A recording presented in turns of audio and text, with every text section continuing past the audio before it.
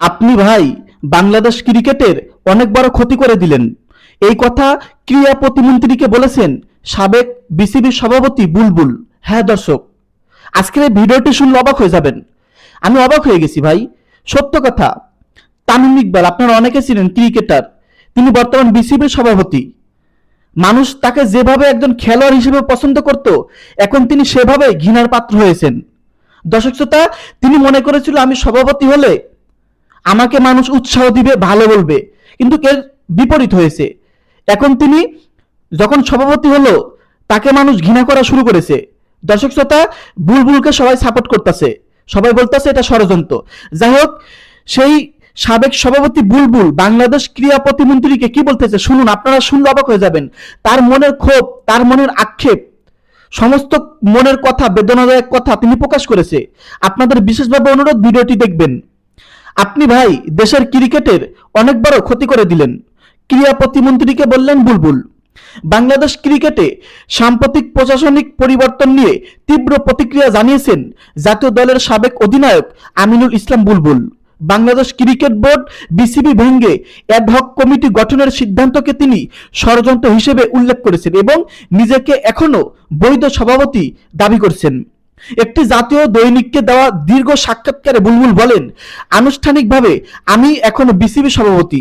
যারা বোর্ড ভেঙেছে তারা তা করতে পারে না, তাদের সেই এখতিয়ার নেই।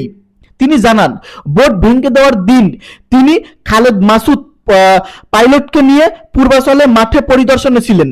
ফিরে এসে আংশিকভাবে বোর্ড ভেঙে দেওয়ার খবর পান। বুলবুলের হঠাৎ করে মনে হলো আমাদের অফিসটা রাজনৈতিক অফিস হয়ে গেছে, শত শত লোক আসা যাওয়া শুরু করলো। এক পর্যায়ে পাইলট আমাকে বলল, ভাই চলেন চলে যাই, আমরা মান সম্মান নিয়ে সেখান থেকে বের হয়ে আসি, যোগ করেন তিনি।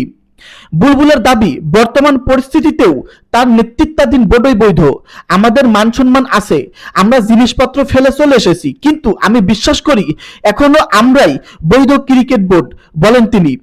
জাতীয় ক্রীড়া পরিষদ এনএসসি কর্তৃক বোর্ড ভেঙে দেওয়ার সিদ্ধান্ত নিয়েও প্রশ্ন তোলেন বুলবুল।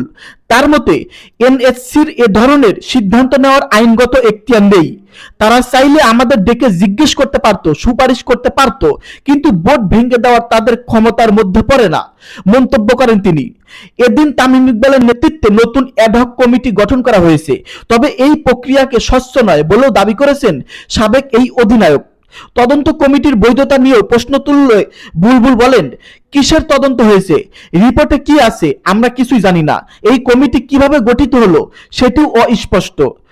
সবশেষ যুব ও ক্রীড়া প্রতিমন্ত্রী আমিনুল হকের উদ্দেশ্যে বুলবুল বলেন, তাকে ক্রীড়া প্রতিমন্ত্রী একটা কথা বলবো, আপনি ভাই দেশের ক্রিকেটের অনেক বড় ক্ষতি করে দিলেন।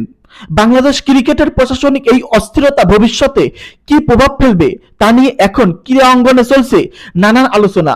দর্শক শ্রোতা, সাবেক সভাপতি বুলবুল এই কথাগুলো যে বলেছে, তার মনের কষ্ট থেকে কথাগুলো বলেছে, আপনারা বুঝতেই পারতেছেন। এই কথাগুলোর সঙ্গে আপনারা কতটুকু যুক্তি সম্পন্ন। দেশের একজন সাধারণ নাগরিক হিসেবে ক্রিকেটকে যারা ভালোবাসেন, ক্রিকেটকে যারা উচ্চ পর্যায়ে দেখতে চান, আপনারা কি চান? তামিম ইকবালই এখানকার সভাপতি হওয়ার যোগ্য, নাকি বুলবুল সাহেব তিনি যোগ্য ছিল? আপনাদের মতামত ভিডিওর কমেন্টে অবশ্যই লিখে জানিয়ে দিবেন, আর ভিডিওটি তো অবশ্যই শেয়ার করবেনই। ধন্যবাদ।